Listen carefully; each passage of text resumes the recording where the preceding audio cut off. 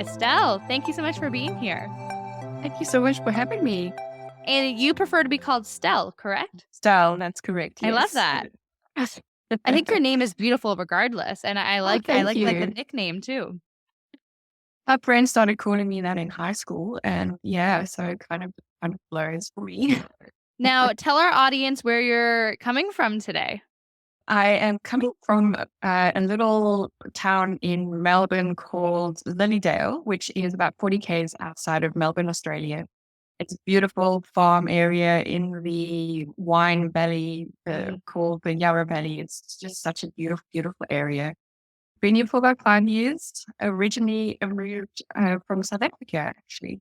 So it's been such a beautiful transition moving to Australia. Just such a beautiful country. And I think I would love to be in either one of those. South Africa, Australia, I would love to be either. And I know listening to your podcast, you were talking about your Easter vacation recently of just visiting New South Wales and just being able to drive around. I'm just like, oh, beaches, just beautiful scenery. I'm like, I would do many things to be there. Yeah, definitely. If you're looking for beautiful forest and beach scenery and just open, there's just so much space. Definitely a place to come and visit. Now, the first question I always like to ask my guests, well, first two questions. First question is, what's one thing that you're struggling with currently? And secondly, what's something you've overcome recently? Ah, beautiful question. Okay, so one thing I'm struggling with currently is just getting back into routine. I've been off for 2 weeks on my birthday trip. And for me, I just find it really, I don't know if it's now because I'm getting a bit older, getting back into routine is really, really hard. And it's more because I'm so hard on myself. So I'm overly critical of, being 100% back into the swing of things as if I've been in the routine for many, many months. However, this week I've been really kind to myself. I took a lot of breaks and I'm actually celebrating everything that I have done, which is a big, big, big win for me. And you just celebrated your 40th birthday My last week. 40th birthday, yes. What a milestone. I know, and I always thought that she's 40 years over the hill, like plan for retirement. And I'm actually just so amazed at the strength of my body and my relationship with my body right now is just actually the best it's ever been, actually. And that is just amazing. And before we jump into that, anything you've overcome recently? Maybe the idea of 40 is old.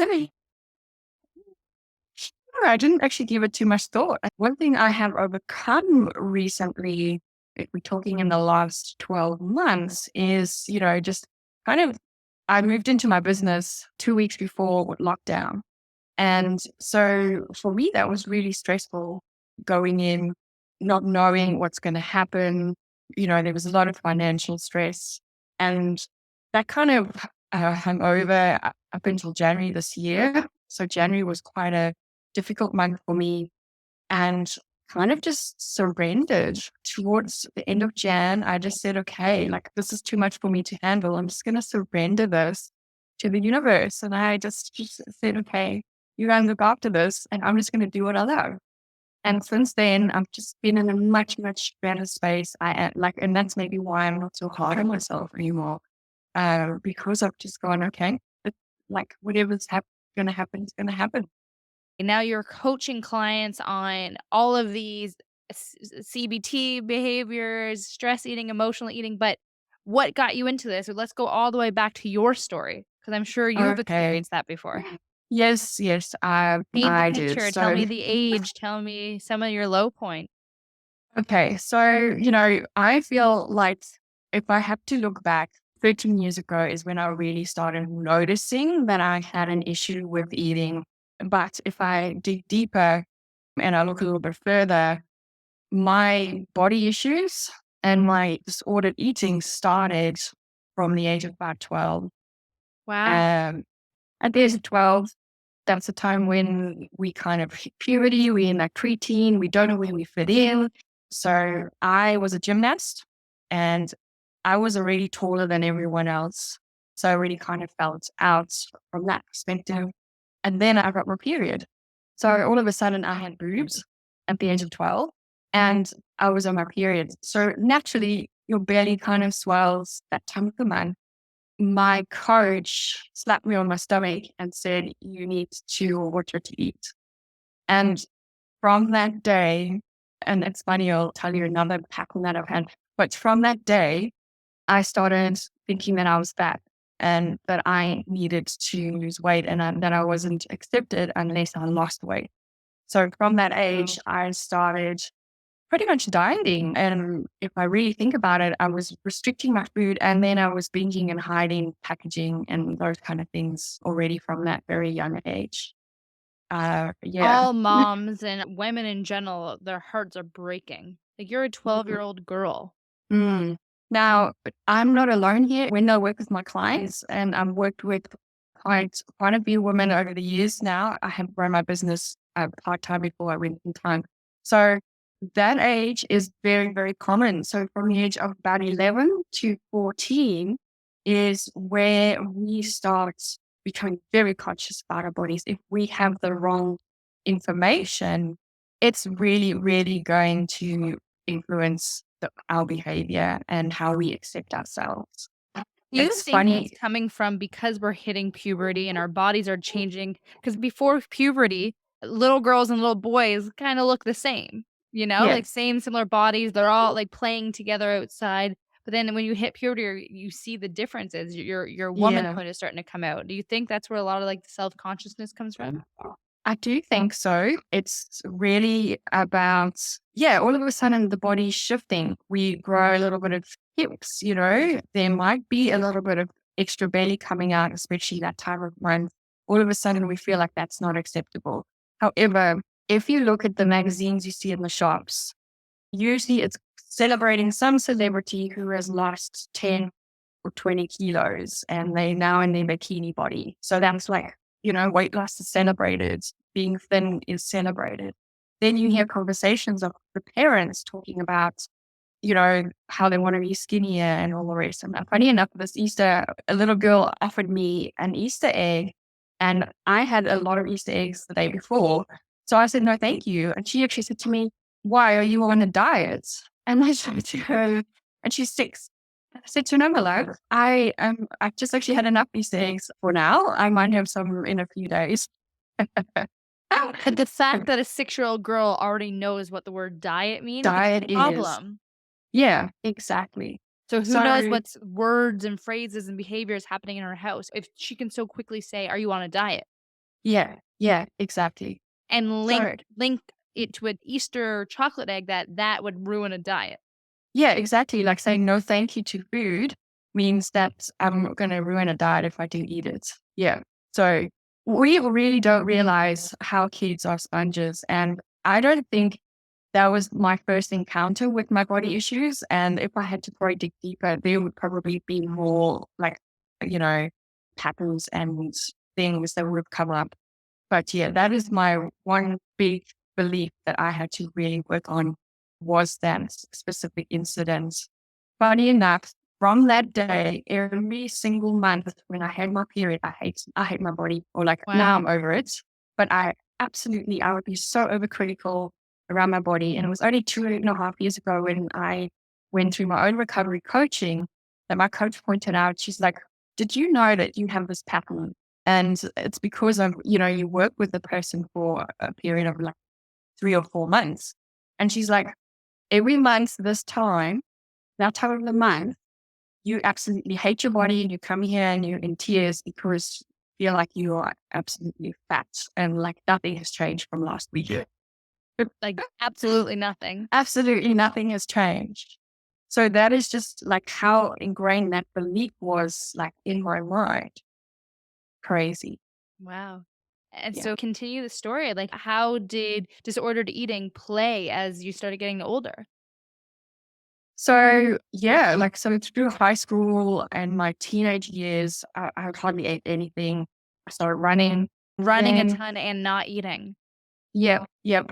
And then, what I wasn't realizing was like I never really put any thought to it. But when there was cake, when it was birthdays at family members' houses, I'd kind of go and sneak stuff while everyone was in the other room, or I'd have like 3 plates of cake.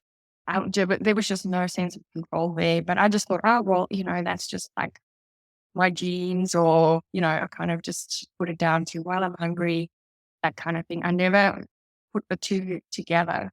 So uni, same thing. I was in a major car accident. I had a severe head injury, and there I completely stopped eating for quite a while as well. Why though? Um, Because of no appetite or because no appetite, but also I really felt like, I don't know. I think some work that I've recently done is like, I think the trauma actually made me feel less accepted and just less at home in my body. Mhm. And because of that, I wasn't not purposely not eating. I was just some days like in bed for 7 days with a headache, and I Oh, just didn't have any appetite. The other days when I still felt fat. So then I'd eat very little, or just like some crackers and some like coffee or whatever. Uh, I do Um, know. and then I started working, and something kind of shifted. I went from basically being very conscious of what I ate. I started doing lemon cleanses and all sorts of things, because when you start working, unfortunately, you're not as active. You have work stress, which I didn't realize was a factor. And I started gaining a little bit of weight. So, yeah, I went even more strict, and I would have these lemon cleanses, and then also these mini binges at night. And yep, didn't think anything of it. I just thought I needed to be more disciplined. I cut out sugar or cut out carbs, and those are the things causing my eating episodes.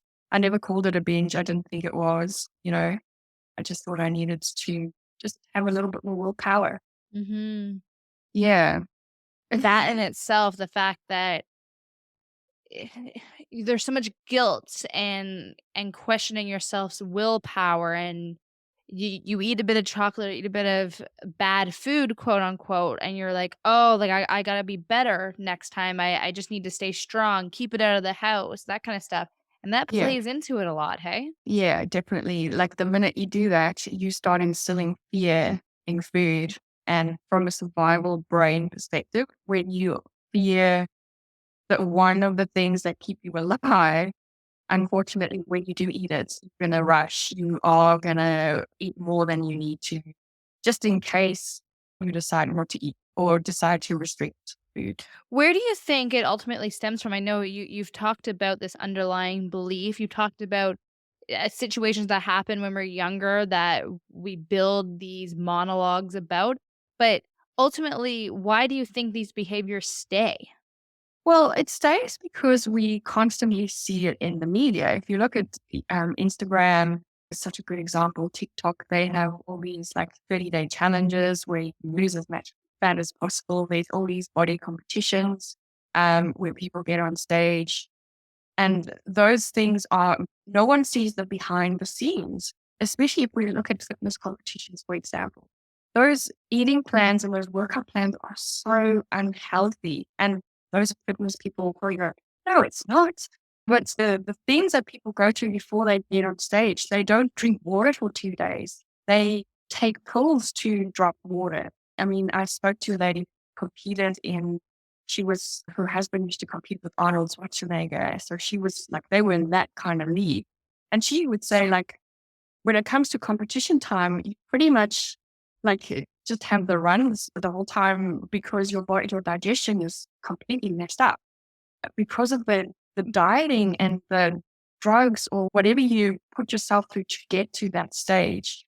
It's not healthy. But that's idealized. Everyone's like, wow, look at them and look at the transformation, because a But we lot of don't see people will that on have Insta. their We don't see them on the toilet not having any no, fiber in their body. no.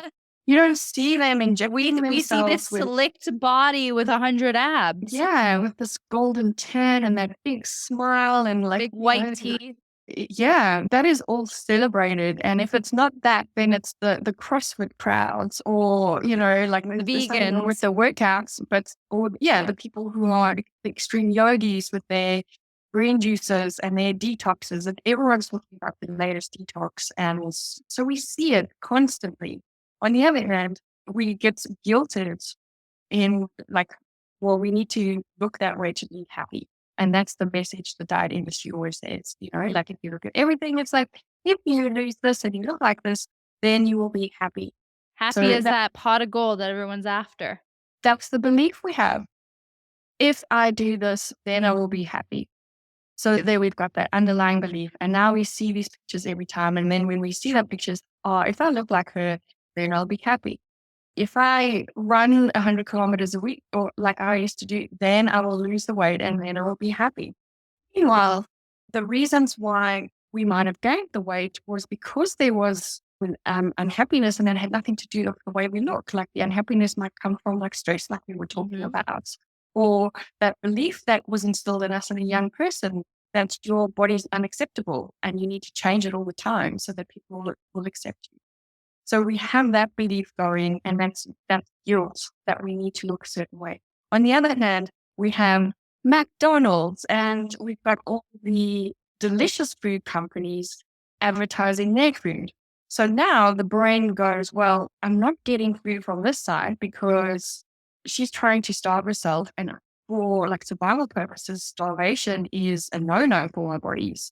And then we continuously see advertising for the comfort foods. And that's where we have that disjoint. And that's where we just stay in this pattern of continuously feeling guilt and then giving in and guilt and giving in.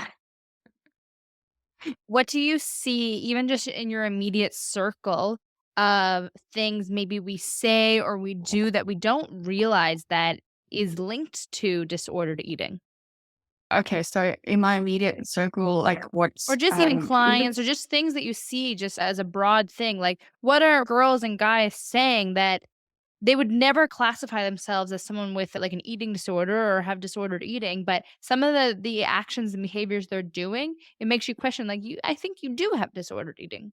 Yep. So, I mean, things that I often see is like and that's just become quite fashionable nowadays, is the people who eat extremely clean and they need to be toxin free, no sugar. They boast about the treats that they made you, you know, and it's like, don't worry, there's no refined sugar in this, blah, blah, blah, blah, blah, blah, blah. And they go on that path of, I just need to eat this way because, and some of them will say, well, I've developed a dairy issue, or I've developed I feel so uncomfortable when I eat carbs. And my question I always ask my clients is it really discomfort when you eat a carbohydrate, or is it when you eat too many? Because everyone sees a carbohydrate and they're like, oh, no, because we've been conditioned that carbohydrates are bad. However, carbs are there to actually fuel our bodies. We need them. Our muscles need them, you know? And it's really getting behind that belief and just questioning whether it's really the carbohydrates, or if you are restricting the carbohydrate too much when you do eat it, it is going to make you feel terrible because you are flooding it with it at once, you know? But it's also probably the connotation they're adding to carb equals bad, dairy Yeah. equals meat, Yeah. you know? Yeah, and and that's what you can see the pattern starting to happen to certain people. And I'm like, well, hang on, you didn't have any digestive issues 5 years ago. Now all of a sudden you're talking about these kind of things. But yeah, so you can see disordered patterns in anyone who is extreme exercising, extreme restricting their foods, or they always add in guilt to when they're eating something. And this I used to see often, like at morning, they call it morning tea in Australia, when you like have a cake for someone's birthday, for example. Someone would be standing in the kitchen and go, oh, I'm being so naughty, but I just can't help myself. I'm just going to sneak a little piece of cake. So that's is a disordered behavior, because we shouldn't be sneaking, we shouldn't be hiding, we shouldn't feel guilty about eating. And yeah, that's quite a big indicator. But how do we get rid of that guilt around that food? And how do we get rid of not wanting to sneak around, like, just owning, "If we want cake right now, we'll have the cake." Yeah, and this is why a lot of people, they feel like I just need to be on that diet and then I'll be fine. And then I'll have my cheat meal, because most diets, they have a cheat day or whatever. So it's like, oh, okay, I'll save my willpower all week and then I will have my cheat meal. And then all of a And sudden that's it's where like, the binge comes, right? and that's when the binge comes because they're like, well, oh, well, and that's okay. Let me just go crazy. Whereas, and this is where coaching really comes in because we need to shift that belief system. We need to shift that habit of thinking that we need to be perfect on a diet and then we deserve a treat. So getting through that mindset is really difficult. It took me a very long time. I resist, like literally, it would feel like I'm running into a wall, thinking, yes, it's okay to have cake now, but I'm like, no, it's not Saturday or it's not Friday night.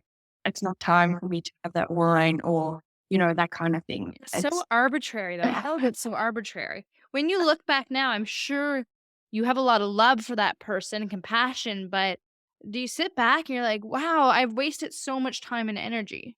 yeah, yeah, absolutely. And like And I'm I sure had there's to. many life moments that you missed out on to enjoy because of all Mm. these rules that you put on yourself. Yeah, yeah, absolutely.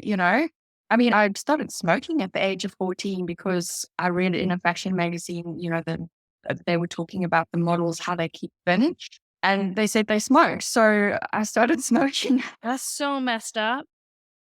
But Is I'm it? not surprised because the magazines today are saying a keto diet is the best one. So all Yep. 14-year-olds are probably, Mom, I need to be keto." It's the Yeah, same yeah, thing. absolutely. No, I don't need to eat carbs. And you see that in so many of those younger actors nowadays. If you look at the teen magazines and what they eat, they're like, oh no, I don't eat carbohydrates, or I really limit my carbohydrates, or only eat the carbs in the morning, or whatever the case is. So like it's really a crazy, crazy thing. But yeah, in order for us to heal that relationship, we need to break those patterns. We need to break the beliefs and make peace with food. And we do that by having a neutral approach to food. So when you see an apple, you don't see good or bad. You don't call it good or bad. I actually talked about this in my podcast episode yesterday. It's not when you eat a chocolate, it's not a naughty or a treat. It's just a chocolate. And that's really hard for people to really get their minds over because we have been conditioned for so many years. And like you heard, that little 6-year-old, she's 6 and she's already associating chocolates being bad for your diet. That breaks my heart. I love when people talk about good versus bad food because it blows my mind. Some people link tacos and burgers to bad, but I can guarantee you if I make you a burger or I make you a taco, it's gonna be some of the best ingredients you've had, Yeah. And it's if I make Yeah. you a fish taco with cilantro and peppers and fish, Mm. how is that Sounds bad? delicious. Right? How is that bad though, But Yeah. it's You know, and the same thing, like, some people link carbs equal bad, so am I not allowed to have a bunch of potatoes right yeah. now? Like, roasted potatoes? Mm. Those are Yep. pure Yep. carbs. And, that's the issue that I have with the keto diets. No, they say, well, fruit's bad or, don't have fruit because there's too much sugar They'll in eat fruit. butter by the spoonful, but they can't have some grapes. Yeah. Yeah. I mean, and every food has been villainized. Like, it was actually funny. I listened to Abraham Hicks the other day and she was like, I don't know how you people eat food because every single food has been villainized. It's true, let's think of one food that hasn't been villainized. I can't. First thing that comes to mind, blueberries. Yeah, but it's sugar, it's fruit, no. Yeah. Yeah. And Like, then, what's oh, next? eggs. Eggs. And How many times sorry, I like eggs are a headline every freaking day. Either go all eggs and all you eat, or no, or you have to cook them a certain way. It's like, whites. I'm Like, just gonna eat eggs, guys. Frig off. if you look at the people promoting that, they want you to eat their processed crap. Eat my processed shake or whatever pre-made meal, but don't eat the egg or don't eat the chicken breast, or whatever the case is. It's just crazy. Or don't eat the fat on the chicken. Like, but eat my I remember one meal chemically. plan I did before, and basically it was almost like a Whole30, but then it included like their meal replacements and stuff. And basically, not that the meal plan said this, but some people in the program were worried about having a green apple because there was too much sugar. And then I was like, guys, there's more sugar in the replacement shake than this green apple right now. Like, you're Yeah, fine. yeah. Eat the damn green apple. some of the things that you eat that sometimes are healthy, even ordering like a certain Starbucks drink, it's like, there's more sugar in this than a brownie. I'd rather just eat a Mm, brownie yeah. if you really Yeah. boil it down to the ingredients, you know? Mm, yeah. So true. I remember, and I think this was our conversation. I remember you telling me a story of one time you were at work and you never ate lunch at work again, or was that me maybe Yes. talking about that? Yeah, that I was wanna that hear that that was story. me. Okay, yeah. 'Cause So, I think that story um, is similar to a lot of people. I think a lot of people have food anxiety around eating in front of others as well. yeah, yeah, definitely. And, this is I think I was about 2 years into working. I've gained quite a bit of weight, so I was quite self-conscious. And but I bought, like, I think it was I can't remember if it was a stew or it might have been a tuna salad or something. And anyway, that work environment was terrible. There was no time for lunch. There was no time for anything. So I used to get in at 7 o'clock in the morning and sometimes leave 12 o'clock at night. There was no time for Ow. eating. Yeah. And they were just like, if you don't like it, leave, kind of thing. And I felt my self worth was really low. So I was like, I don't deserve any other job. So I felt that I needed to stay. So I built a habit of eating my lunch at my desk. And someone walked past and said, "Oh my gosh, something really smells around here." And I took that so personally that from that day, I stopped eating at work. And so now imagine starting at 7 and something I mean, the earliest I used to leave is 9 o'clock at night, leaving between Nice. 9 and 12, not eating. So I lived off coffee and cigarettes. And I wondered why I got an ulcer. Yeah, you were Okay. creating one every single I day. was creating an ulcer with the highly stressful job, long hours, no food, drinking copious amounts of coffee, and smoking cigarettes. That's a risk for disaster. And that's all because I didn't know any better, but also my phobia about eating in front of people was just crazy. And then what would happen is I'd be starving. I'd get home 10 p.m. at night and I'd eat a full chicken, like with like Wow. 3, 4 potatoes, or like my husband back then, we were just dating, but he saw she's hungry. And so he'd make us 2 chickens. He'd have one and I'd eat one, and he'd make like a big A thing turkey dinner of every night. pretty much. And he's a meat and potato guy, so we'd have potatoes or Yeah. pasta or whatever, like hardly any vegetables. We'd make like a cottage pie and we'd finish the thing between the two of us. Oh my god. And that's just because of my not eating and being in a stressful situation all day. And, that's when I really started realizing that I needed to shift my behavior with food. When did you realize you Was had an ulcer?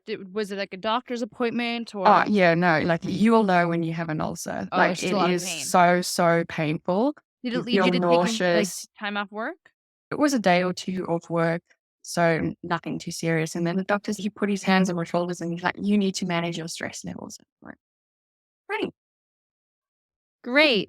I'll leave, and what do you want me to do with that? That's like That's telling right. people, "You need to go drive a car," without ever driving a car. Yeah. Yeah, he didn't ask about my diet. He asked if I smoked, and I said yes. He asked if I drank coffee and wine, and obviously I said yes, because in the evenings I was downing my chicken dinner with at least a bottle or two of wine. Uh, Wow. so You didn't yeah, sleep well any of those years. no, not at all. So that's basically where my journey started of trying to pursue health. And then I took it too far. I became obsessive, and my binge eating just got worse.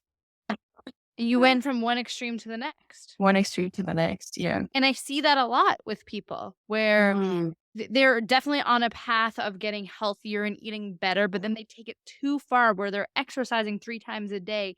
Everything they do revolves around getting more steps or working out or lifting heavier or and measuring everything you eat down to a spoonful of oil. It's like there's something deeper here. Yeah, yeah, no, it is. It's crazy. And I think those extremes come from those reality shows, The Biggest Loser, those kind of things where people think, well, and it's also the perfectionist mindset where it's either you're on a diet or you're not. And that's where you will see those cheat days come back in. because all of a sudden on that Saturday or Sunday, when you have a license to eat a cheat, then you're not on a diet.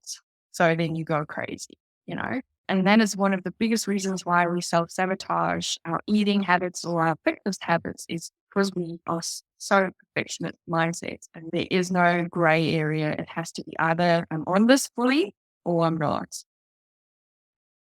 I know. So, okay, so you switched to excessive exercising and excessive healthy eating. How did that look in practice? You said you were running 100 kilometers a week? Yep, Those yep. must be some damn good playlist if you're running that. Well, back Send then, them over like, to me. to be honest, I was in South Africa. Like, you ran with very little because it's a little bit dangerous. Like, you don't want to be robbed. So, yeah, I started off with like no music, just running. Eventually, I got one that I hid in my like in my clothes Right. and that little thing. But yeah, the playlists were insane. I started running ultra marathons. But in between that, I would literally have days where I would go to gym in the morning, then finish work, go for a run, and then some days I would get home from work, run to the gym 8 kilometers, work out for 2 hours, do two fitness classes, and then run home. Wait. That's like 4 hours of working out a day. Pretty much, yeah. That's a And I part-time thought job. I thought that was normal. Like I was You like, thought everyone was doing that?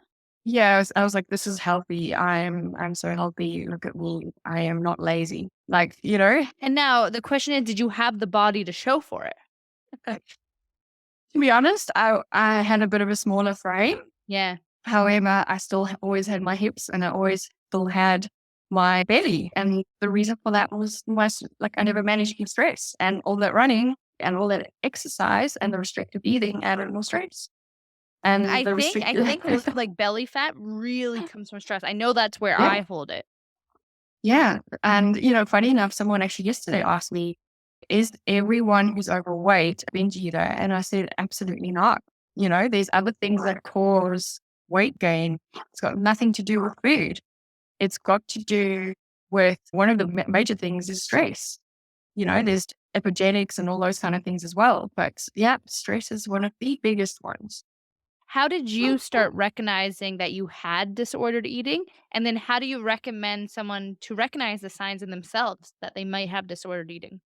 Yeah, really good question. So I first realized this in 2013 when things at work was heating up and I was trying to eat extremely healthy on my eating plan and my running. I was at the peak of my running career and I just felt like my binge, like I was starting to overeat a lot more. Back then, I still didn't really call it a binge.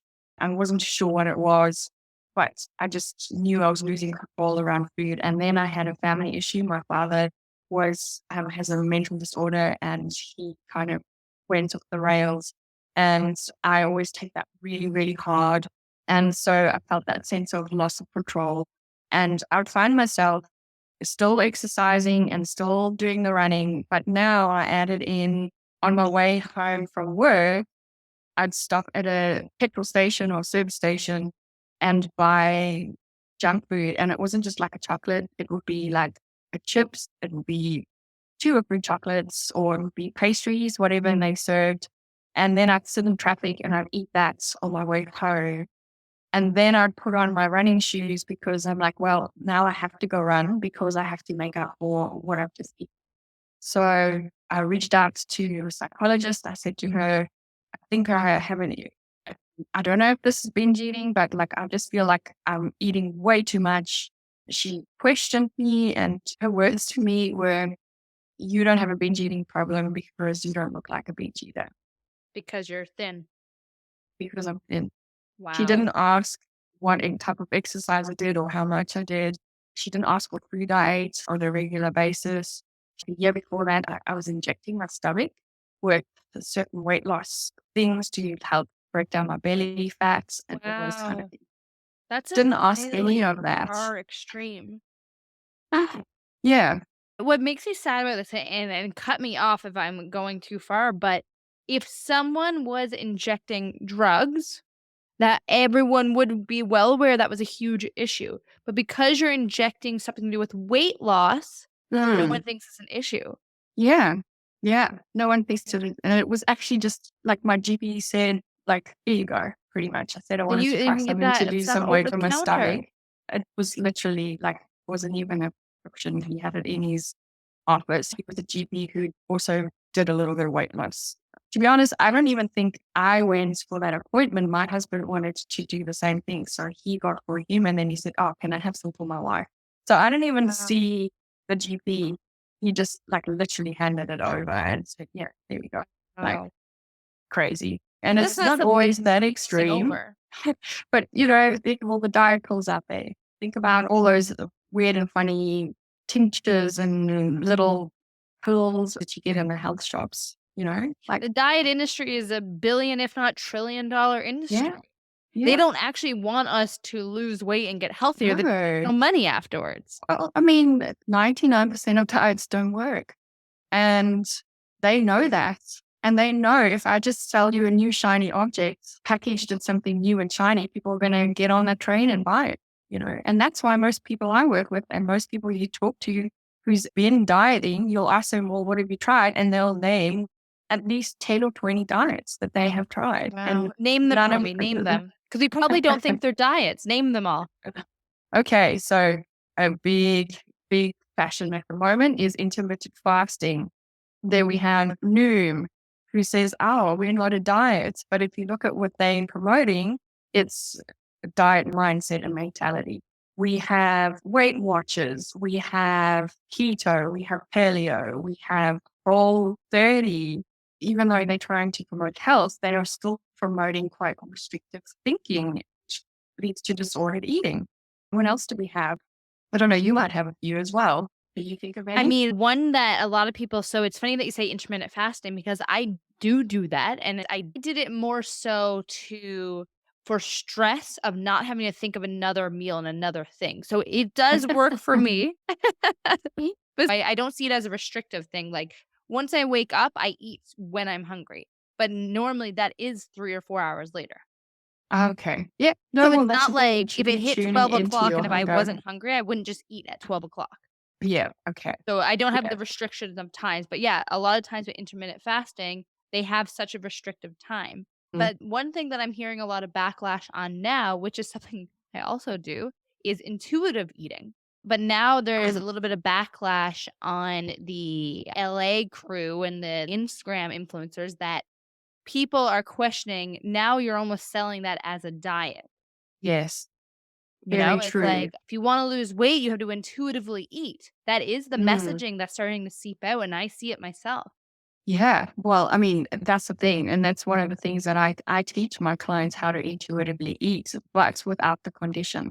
There shouldn't be conditions to eating. Intuitive eating is amazing when you actually start listening to your body, you really start listening to the hormonal and you're able to reset your hormone functions, the hunger hormones, your insulin and your leptin, your fullness hormones. But you need to use it in an intuitive manner. You can't say, well, I'm going to intuitively eat or mindfully eat this piece of cake, and then I'm going to restrict and only eat the salad for my next meal.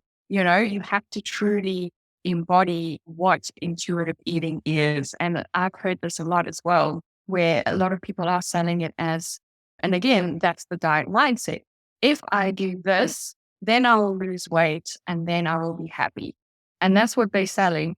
Meanwhile, it should just be if you intuitively eat, you will reset your hormones. And that is like a You'll really good also space for naturally us to become be. your natural size. You'll become your natural size, but it might not be. And that's the thing, they sell that it might be smaller. And for many people who've been on restrictive eating for many, many years, Their natural size is unfortunately, bigger. their natural size is bigger. They're not ready for that. They're not ready for that.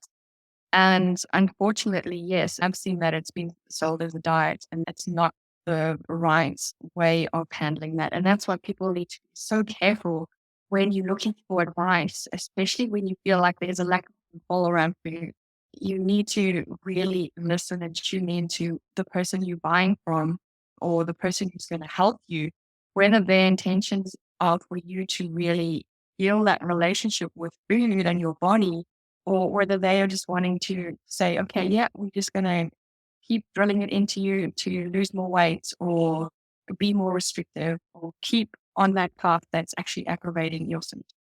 Why do we equate small equals beautiful and Yeah. beautiful Okay. equals happy? Yes. Okay.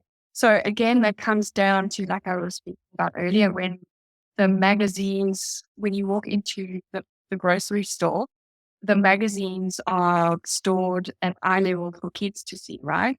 And then you have this picture of this model looking happy and she's lost weight. And the advertising that you see in the media with anyone who's lost weight, they're always happy. And they all say, I have so much energy and I just feel so much better in my skin and life is just so amazing. So that's where we build on that belief that, yes, okay, life is going to be amazing. I'm just going to be so happy when I lose that 5 kilos or 10 kilos or whatever amount that people want to lose. And usually people are losing and gaining the same amount of weight Always. subconsciously. Yo-yo. And, but also our bodies naturally fluctuate in a range.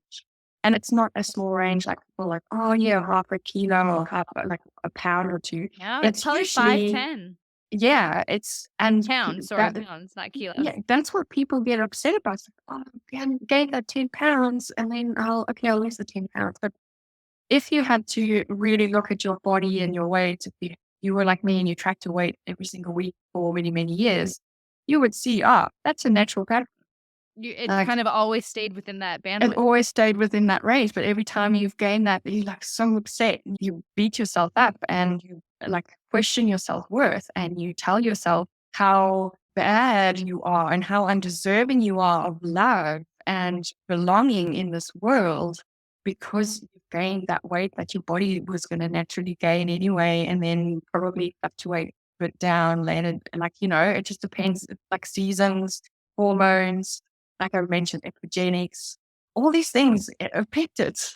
So we make such a big thing out of that. And it becomes like a one little focus is body appearance and needing that to be perfect.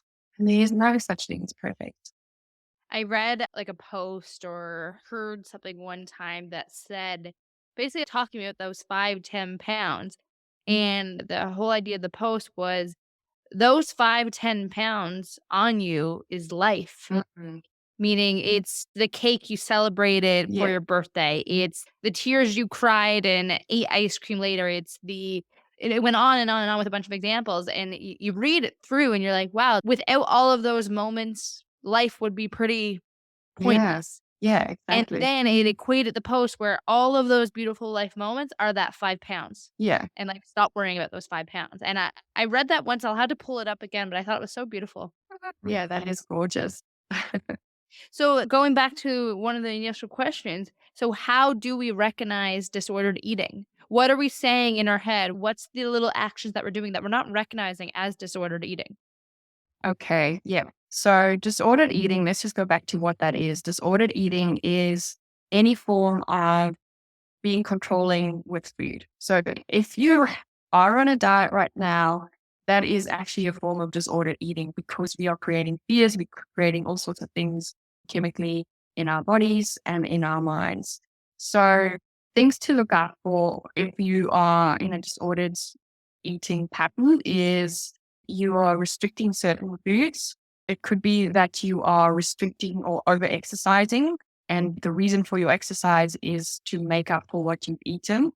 Other forms of disordered eating, obviously, is things that I used to do a lot is being secretive with eating healthy in front of your family and friends. And then in secret, you'll have the rest of the chocolate or the rest of the cake.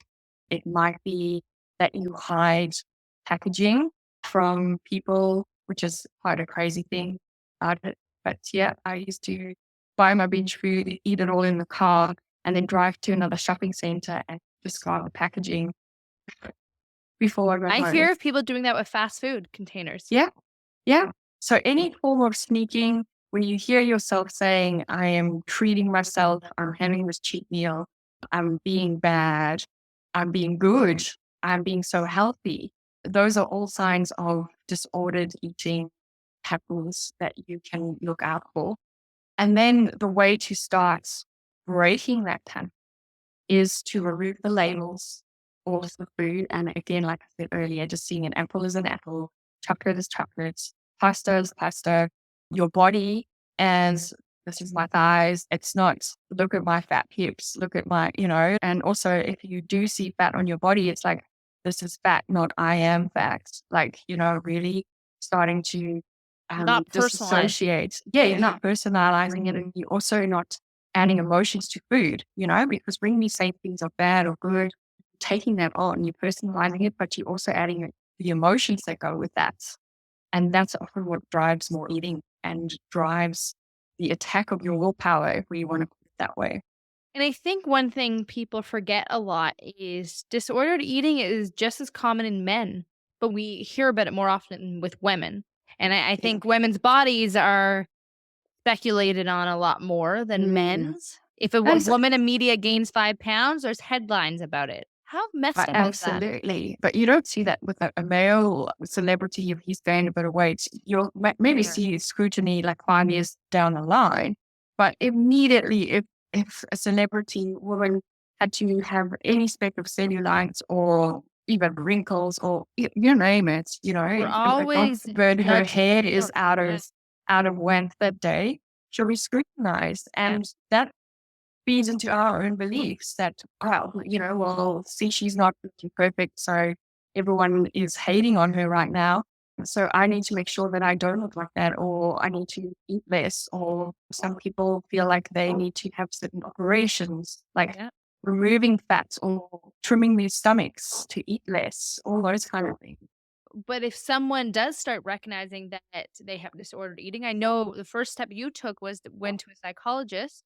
But what do you recommend to people? Like, tell me a little bit more of your story as well. So obviously, you continued with the excessive exercising and binge eating, but when did it eventually get a little better?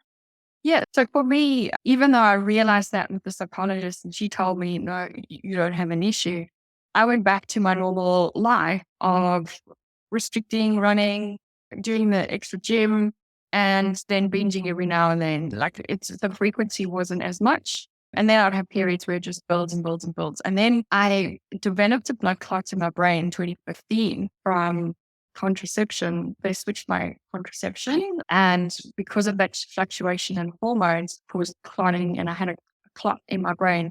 And that is when God. that's when I actually realized that I am abusing exercise because I was in hospital for 2 weeks. When I went back to normal life, I couldn't exercise as much. I could do a little bit of running, but like not nearly as much as I used to do. It was pretty much like half an hour walk run type thing. And that was it. And then I realized how much I was overeating as well. Like when you have a moment where you're forced to be still and you're forced to kind of just watch things happen. I noticed how I was behaving with food and my thought patterns. I started noticing how it was, oh, okay, if I eat this, those people would bring me chocolates, get well cards, and all the rest. And I eat this chocolate and I'm like, I need to go run. And they're like, oh, hang on, I can't go run because, I'm sick. And then I was like, oh, okay, something not right here. So that's when I realized something needs to change. My health needs to change. And yeah, so from then I started looking for solutions. We then moved to Australia. So I kind of put that on the back burner, and like anyone who has moved countries or even moved 5 kilometers down the house knows how stressful that is. So again, I went back into the same patterns. I gained weight because of the stress, and I went back into restrictive eating, not as much exercise. So I was eating less and less and less. And then I added exercise, and then the binge eating really picked up. But when I had that moment, I knew that I wanted to help another woman heal and be healthy for some reason. Like it was the weirdest thing, but I didn't quite know how. And my thoughts were that I needed to show them exactly to do what I was doing. And Mm. so that's what sparked my interest in becoming a health coach and helping people heal and be healthy. And did you And go to health coaches and healers first for yourself? what I did is I did my no, because I can do this myself. So I went and studied health coaching. And in health coaching, I learned some really great tools on how to support people. But unfortunately, health coaching certifications often is still weight loss focused. Yeah. So my mind went into, they had this cleanse that they were handing out, and we could all facilitate that with each other. And I started living on that cleanse all the time. That was the only food that I ate, was that cleanse. And through that health coaching practice, I met someone who specialized. She was a health coach through the health coaching school, but she specialized in disordered eating recovery.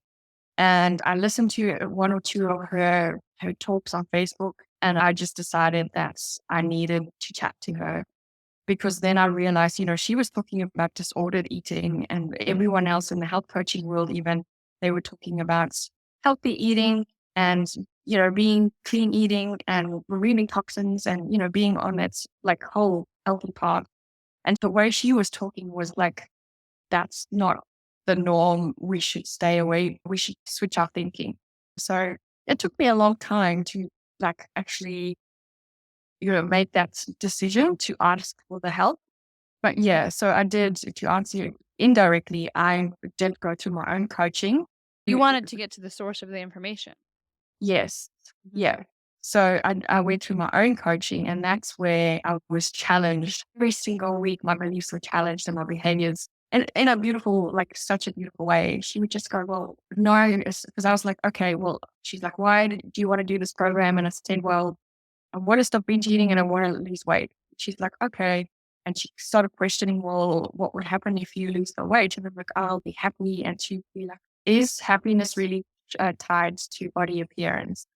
And I was like, of course it is. And she's like, how would you feel if your body never went back to your weight when you were in your 20s? And I was like, I'd be devastated.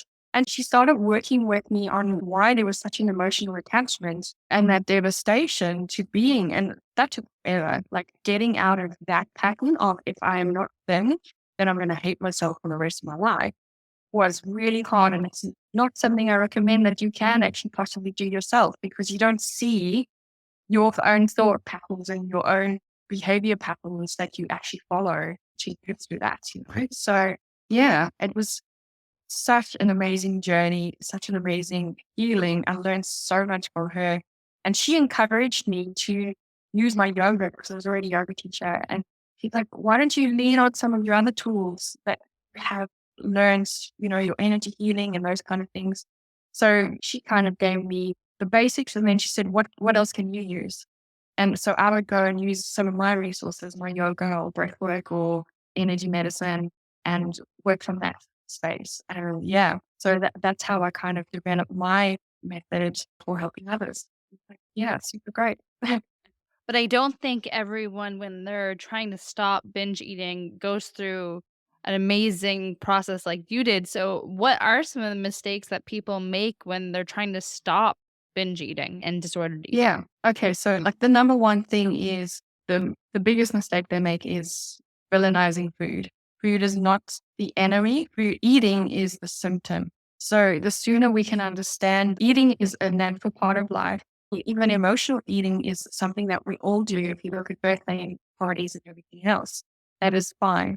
But we make that conclusion that if we emotionally eat, then we're bad.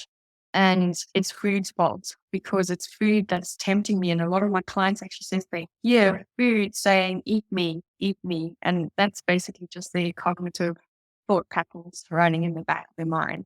Whereas that little pattern comes from our hypothalamus, which is the survival part of the brain.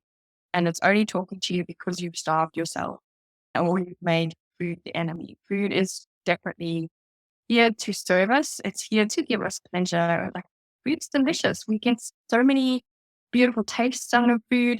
We do get some hormonal dopamine hits when we eat food, but you can't be addicted to food. You can't be addicted to foods. There's something underlying that's causing you to keep driving to food and forming little habits of comfort eating or binge eating. And that's what we need to sort out. Another thing that people believe is, I can do this myself. And I'm only saying this because for 13 years, I said, I'm going to do this myself. And I'd go onto Google and I'd get my new lemon juice cleanse or cabbage soup diet. And then I'd be on that for 2, 3 weeks. I'd be so disciplined. And then all of a sudden, my willpower would fade. Unfortunately, it's got to do with willpower again. And like I was mentioning, working with my coach and my recovery is there's so many things that you don't see. There's so many things that you don't want to see. And your behaviors are there to help you. So binge eating and emotional eating is there to help you. They're serving a purpose. And just taking that away without solving the underlying, it's never going to help you. You're just always going to be in a pattern of going in circles. Agreed. So, what are the steps that someone should take? Should they reach out to a therapist, psychologist? Like, what are the practical steps they Yeah. take? Okay. So reaching I out, guess first is recognize you have disordered eating. recognize that you have disordered eating. Number two, I would say be brave and talk to someone about it. Do not just speak to your local Weight Watchers person. They don't have any experience with disordered eating. Unfortunately, they are helping disordered eating. And some people really get aggravated in following this processes. So really talk to someone who has experience in disordered eating or eating disorder recovery. That I can't stress that enough. Like, don't go to your psychologist that you see for stress management because they're going to possibly put you in a box and say there's no issue. Or they're going to, if you go to your GP, most of them is going to just give you an eating plan and say, yeah, just be disciplined on this, or yeah, count your calories. So you have to be extremely vigilant in your research on who you go and see. You're welcome to actually reach out to me. I can point you in the right direction if I can't help you. There's certain people who unfortunately won't work with until they've been through some clinical treatment. But yeah, make sure that you really speak to someone who's possibly been through it. And if at any point they are trying to sell you a diet or an eating plan, that's when the big warning flags need to go out. You need to know that that's not the right person for you. Wow. I mean, there's so much more we could talk about. I There's, know. like we've only scratched the absolute surface. And yeah, I really encourage people to check out your podcast because it's very specific about disordered eating and you get it into a lot more of the nuances where today we've just touched on the surface. But still, to start closing it out, do you have any words of advice or last minute words of hope for people who may be going through a similar experience that you've been through? Yeah, absolutely. If you find yourself out of control with food, just understand that it's, first of all, there's nothing wrong with you. And second of all, it's not food's fault. That is really just your body or your behaviors crying out for some healing that needs to happen somewhere else. And right in this moment, that behavior is actually helping you in a way. It's helping you cope and it's your support system, which sounds very, very, very weird because it's often not things that we want to be doing at all. But that behavior right now is serving you. And that's okay because that's where you're at right now. And, the next step now that you realize that is you now have an amazing, amazing choice to take another step in the right direction. Estelle, I've learned so much. And like I said a minute ago, I checked out your podcast and I thought it was fantastic. And if anyone is interested in hearing more about disordered eating, or maybe if you're questioning if you're dealing with disordered eating, Stell's podcast is a great one to really binge on. That's what you want to binge on. Um, Yeah, some of my episodes are actually called bite-sized binge tips. right? It's nice play on words for sure. Yeah, yeah. Last question for you. So where do they find you? Tell us the name of your podcast and where people can connect with you. Thank you so much. So my podcast is called Beyond Overeating by Wholesome Lifestyle Project. So go and check that out. You can also come and find me on Instagram. My handle there is Wholesome Lifestyle Project. My website is also wholesomelifestyleproject.com. And on Facebook, I'm just Estelle Coombe-Heath, or you can come and find my own Facebook group, which is called Food Reader for Binge and Emotional Eating. So many ways to connect. So I know. there's no shortage of ways to find you by the sound of it. Yeah, absolutely. Well, Stell, it's been a pleasure. Like I said, I've learned a bunch and it was nice hearing a bit of your story and some of the heartbreaking stories from when you were Mm, 12, when you were working your jobs. It's I think a lot of people can recognize themselves in all of those stories. So it definitely hits home. So thank yeah. you so much for being here. Thank you so much for having me. This has been such a great chat. Great. I'm glad.